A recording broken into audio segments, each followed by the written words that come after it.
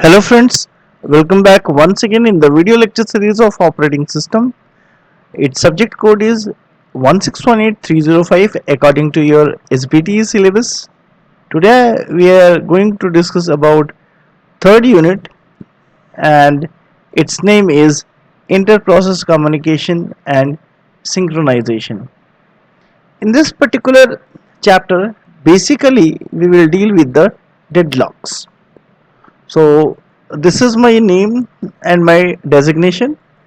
So let's start with the video. So before going deeper into the video, let us discuss the important content that we are going to take in this video. First I will discuss about deadlock, then I will focus on different conditions for deadlock, then I will teach you about deadlock prevention. After that, I will also teach you about deadlock avoidance. And lastly, I will take some points on advantages and disadvantages of deadlock. And after discussion all the above content, I will try to summarize with the in the summary section, and also I will provide some good references. So let's start with the first topic, that is deadlock. So a process in the operating system uses different resources and uses resources in the following way. So before starting about deadlock, first of all, let us discuss how the process is consuming the resource. First, a process requests for a resource, then it uses the resource, and after using it releases the resource. This is the fundamental property of a process for execution, that it takes the resource, right? This is a situation where a set of processes are blocked because of each process is holding a resource and waiting for another resource is acquired by some other resource. See, what is a deadlock? Deadlock का मतलब ये होता है, हिंदी में मैं बताना चाह रहा हूँ, कोई एक प्रोसेस किसी रिसोर्स को ऑलरेडी ऑक्यूपाई किया हुआ है और साथ ही साथ किसी और रिसोर्स को वो रिक्वेस्ट भेज रहा है, और जिस रिसोर्स को वो रिक्वेस्ट भेज रहा है वो ऑलरेडी किसी और के साथ अलॉटेड है, और वो प्रोसेस पहले वाले रिसोर्स को रिक्वेस्ट कर रहा है. तो इस कंडीशन में क्या होता है, this is known as the deadlock, right? I will explain this point with the help of good diagram, right? Consider an example.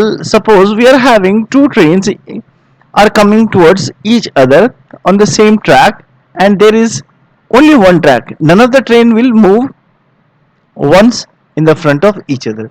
Suppose if we are having only one track and the two trains are coming opposite to each other, so after sometimes what will happen, they have to stop it, otherwise collision will be happened.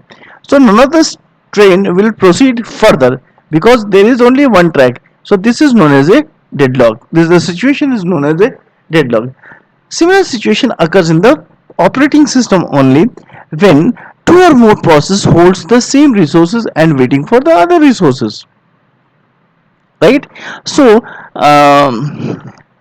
with the help of train, the same example can be implemented in the operating system also, that more than two processes are holding some resource and requesting for the each other resource. So this will be the situation of your deadlock. So I have taken some example which is in the next diagram. I will represent it pictorially. The process 1 is holding resource 1 and waiting for resource 2. Process 2 which is acquired by process 2, and process 2 is waiting for resource 1. So this is the very good example of your deadlock. See how it is happening in the figure. Okay, so this is the figure. So here it is quite natural that process 1 is holding resource P1 R1, and process 1 is requesting for R2. R2 is again already assigned to P2 and it is requesting for P1, right? Sorry, R1. So P2 is again requesting for R1. So this is the best example of your deadlock here. When R1 is allotted to P1, it is known as assigned to, and when P1 is requesting for resource R2, it is known as waiting for, right? Similarly, for this, it is assigned to and it is waiting for. So it is a very good example of your deadlock.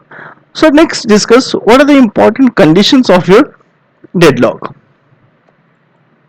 Okay, so deadlock is a situation which involves the interaction of more than one resource and process with each other. Very importantly, because uh, for a deadlock is to be occur, we should have more than two process and resources at the same time. Single resource, single process cannot create any type of deadlock. We can visualize the occurrence of deadlock as a situation where there are two people on a same staircase, right? And one is ascending the staircase while other is descending. That means एक सीढ़ी चढ़ रहा है और दूसरा सीढ़ी उतर रहा है. In that situation, the deadlock occurs. Correct? Okay. This staircase is so narrow that it is only fit for only one person, right? So this is, in this situation, deadlock will definitely occur. So as a result, one has to retreat while other has to move on using the same staircase. So in this situation, what is to be happen that एक को हमें किसी एक person को हमें roll back करना पड़ेगा, नहीं तो क्या होगा, the deadlock will continue for ever. Correct? So once that person is finished, the same staircase will be used for the another person. But here another person is willing to retreat or wait for other. ऐसा होना चाहिए कि एक अगर वाकई सीढ़ी बहुत छोटी है तो किसी एक को रुक जाना चाहिए और दूसरे को पास होने देना चाहिए. लेकिन अगर दोनों ही अगर इस चीज के लिए तैयार नहीं होते हैं तो फिर none of the people will cross the staircase and the deadlock will occur. Correct? Okay, fine. The people here is the process and staircase is the resource. It is important. So the deadlock we has been explained with the help of this example where people is treated as process and staircase is treated as resource. Okay. So what are the important conditions? There are four important conditions. First is mutual exclusion. Second one is hold and wait. Third one is no preemption. And fourth one is your circular wait. So let's talk all these points one by one. Okay. So first is mutual exclusion. What do you mean by mutual exclusion? It is also known as your mutex, right? It is a special type of binary semaphore which is used for controlling access to the shared resources. See, whenever we are accessing the shared resource, so the shared resource must be assigned to a process while other has to wait. So this is done by your mutex, which is also known as your mutual exclusion. That means no two process simultaneously take or share the shareable resource. It includes a priority inheritance mechanism to avoid extended priority inversion problem. That means it must be depend upon the priority based, the process which is having highest priority will take the resource first and other has to wait. Otherwise what will happen, the deadlock will definitely happen. It also allows the current higher priority task to be kept blocked state for the shorter time if it is possible, right? Okay. Now resource shared such as read-only files never leads to deadlock, but resource like printer, tape drives need exclusive access by a single process. This is very important. Read-only files never goes in a deadlock, but the shareable resources are there such as printers and tape drives, they may go in deadlock situation. So this is a very good example of your mutual exclusion where resource 1 is allotted to process 1, right? That means in this process, in this situation, no other process will be allocated this resource once again at the same time. This is the best example of your mutex or mutual exclusion. Okay, now next uh, point, that is hold and wait.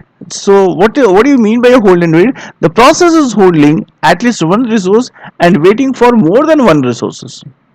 That means what is hold and wait? The process is itself uh, holding one resource and may request for more than one resource. This is known as your hold and wait.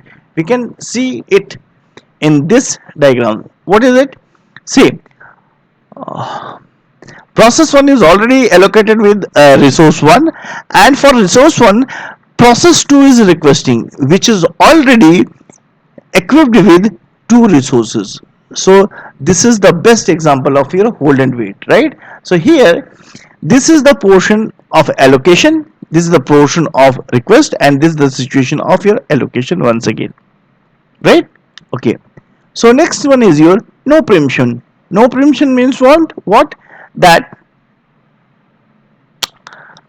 process will not release the resource until unless it will not finish its task. So the resource will be released only voluntarily by the process holding if after that the process has finished its task. So very importantly, that none of the process will release the resource voluntarily, right?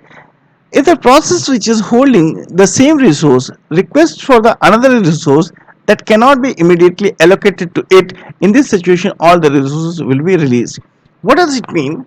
That means if a process has already acquired a resource and waiting for other resources which may go for endless waiting, so in that situation all the resources may release for the same process. Okay, next, preemptive resources require the list of resources for a process that is waiting. If you are going for preempted resources, then we should have a list of resources for a process, that when at what time the process will give in to which resource, right? Okay, the process will be restarted only if it can regain the older resource. That means the resource will be provided to the process once again if it is having the resuming capability, right? Okay, if the process is requesting the same resource when it is available, then it was given to the requesting process, right? So what does it mean? That means a process is requesting for some other resource when it is available. If the resource is available for a process, then certainly it may give in without any problem, right? If it is held by the another process that is waiting for the another resource, we release it and give it to its requesting resource. This is very important in no preemption condition, that another process that is waiting for a another resource release it and give it to the requesting process, right? On the basis of priority. Okay, so this is a very good example of your no preemption. Here process 1 is allocated with resource 1, this is known as allocation, and process 2 is requesting for resource 1. Similarly, resource 2 is allocated to process 2, right? Okay, so let's talk about circular wait. What is circular wait? What the one process is waiting for the resource which is held by the second process, which is also waiting for the resource held by the third process. See, this is a very good example of your circular wait. Suppose A process is holding a resource and that resource is being requested by some process P2. Process P2 is again holding resource R2 which is requested by P3 and P3 is again holding R3. So this is known as your circular wait. Okay, fine. So this will continue until the last process is waiting for the resource which is held by the first process. That is why it is known as a circular wait. So the last process which is allocated with the last resource, but it is requesting for the first process or first resource which is allocated by first process. So this will be known as your circular wait. Okay. Basically it creates circular chain in this way, right? See what is this thing. I have taken only two processes and two resources. You may increase it with n number of process and n number of resource. So here you can see that P1 is uh, that is P1 is requesting for R1 which is already allocated with P2 and P2 is requesting for R2 which is already allocated with the P1. So this is the very good example of your circular wait. Okay, now let's talk about deadlock prevention in short. So before that, first of all, let us discuss what are the important deadlock characteristics. First is mutual exclusion, as we all know, that is hold and wait. Second one, third one is your no preemption, and fourth one is your circular wait. So in deadlock prevention, we talk about how the deadlock will be prevented. So either of these necessary four condition, if we violate one of them, so we will prevent the deadlock, right? So let's see how we are eliminating this thing, right? Okay, so first one is your eliminate the mutual exclusion. How it is done? So it is not possible to dissatisfy the mutual exclusion because some resources such as tape drives and printers are inherently not shareable. So what is mutual exclusion is, sometimes we are talking about shareable resource, but the shareable resource is not shared at a same point of time. That is known as your mutual exclusion. Okay, next one is your eliminate hold and wait. We should eliminate hold and wait. How? Let's see. Allocate all the resources to the process before start of the execution. This way hold and wait condition will be eliminated. किसी भी process के शुरुआत में ही हम लोग एक list बना देंगे उस प्रोसेस के लिए कि कौन कौन से रिसोर्सेज उसको हमें देने हैं एग्जीक्यूशन के लिए. So this is known as, in this way we will eliminate the condition of hold and wait. The process will be make the new request for the resource after releasing the current set of resources. यानी the process will request for the new resource and side by side it will release the older resource. So in this way we will eliminate the hold and wait situation. So this solution may leads to starvation, right? Okay, fine. So we are having one good example here. What we are getting, that this is P1, that is process 1. R1 is allocated to P1, that is P1 is already holding R1 and P1 is waiting for R2, that is resource 2. So this is the very good example of hold and wait which should be eliminated. Okay, fine. So next one is your eliminate no preemption. Preempt the resource from the process when resource required other higher priority process. So when the higher priority process has came for execution, we should voluntarily stop the first one for execution. In this way we will stop the deadlock, right? Or we can prevent the deadlock. Eliminate the circular wait. How circular wait will be eliminated? Just we will cut the chain, right? By cutting the chain, a circular chain, the circular wait will be automatically eliminated. Okay, so while talking about deadlock prevention, additionally I would like to tell you something extra about this deadlock handling strategy, in which there are so many things. First is your deadlock prevention, its avoidance, detection and recovery, and deadlock ignorance. Although all these things are not in your course, but you should know at least something about all these things. Okay, so what is deadlock avoidance? Basically, for that we are using Banker's algorithm. So let's talk about what do you mean by Banker's algorithm. So Banker's algorithm is a resource allocation and deadlock avoidance algorithm which tests all the requests made by the process for resources. So what does it do? First of all, it checks that what are the resources that are required for the process for execution. And why it is so? Because it wants to have the execution in the safe state. When we are knowing that how many resources are required for a execution of a process, that means we are in the safe state, right? If after granting request system remains in the safe state, and it allows the request, and if there will be no safe state, it does not allow the request made by the process. That means Banker's algorithm first of all um, predict about the safe state, and once if the safe state is not possible, then it will not promote, or it will not encourage for any further request. Okay, so what are the inputs of Banker's algorithm? Let's take one by one. So maximum need of resource by each process, the first one.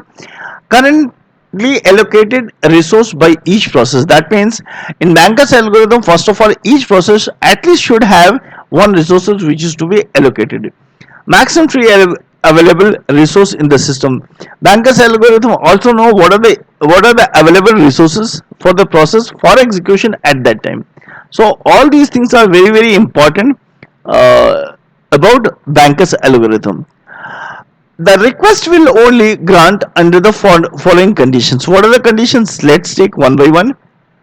So if the request made by the process is less than the equal to maximum need to that process, means if the number of processes is less and the number of resources is more, it will easily granted the request.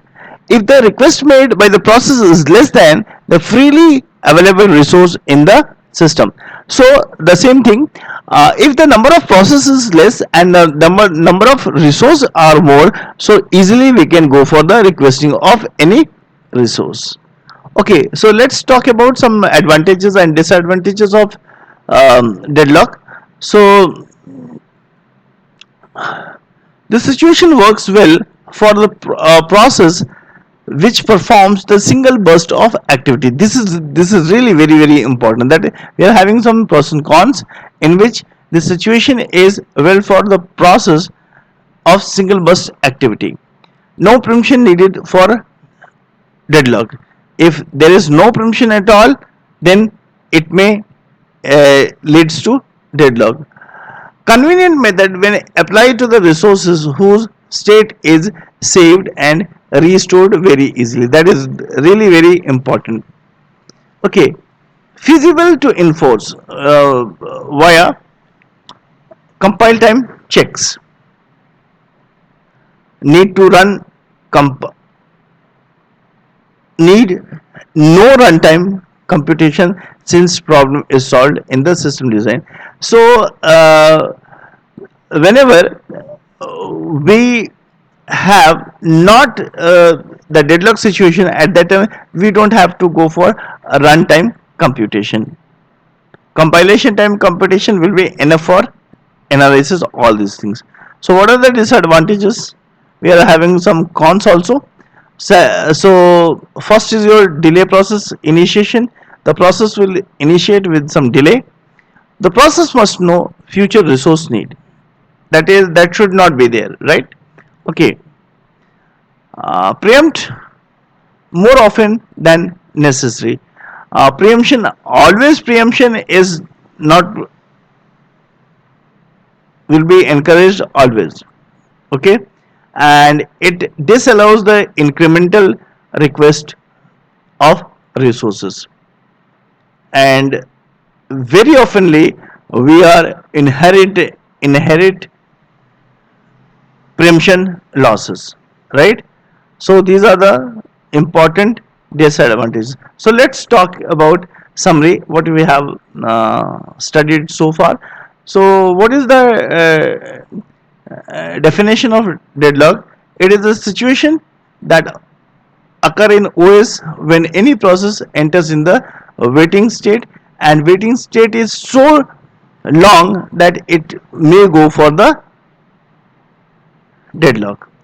Circular waiting happens when one process is waiting for the resource which is held by the second process, which is also waiting for the resource held by the third process. So there is a chain. Circular wait is basically a chain. That is, in this first process is allocated with resource 1, which is requested by P2, and P2 is already engaged with R2, and R2 is again requested by P3.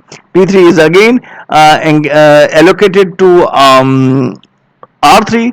R3 is again requested by P4. So like that, that's a circular chain. Deadlock occurrence can be detected by the resource scheduler. So who is responsible for detection? It is the matter of resource scheduler. It's important to prevent deadlock before it occurs. So prevention is very important, right? Okay. A resource can be released only voluntarily by a process holding it after a process has finished its task. So normally it is non-preemptive task. Mutual exclusion is also known as mutex in short. It is a binary semaphore which controls the access of the shared resource, right? Hold and wait condition, where the process must stop from holding single and multiple resources while simultaneously waiting for one another. Means already you are holding one resource and you are demanding for so many resources, that should be stopped in hold and wait, right? Okay. So deadlock avoidance is simplest and most useful model, where each process declares maximum number of resources which is needed by it. So how deadlock will be avoided? That we should know that how many resources should be uh, granted to the process for execution. So let's talk about some good references here. I have given some good references of books, URL, and YouTube videos. For excel your knowledge, you may go through all these content. So thank you so much for watching this video. Have a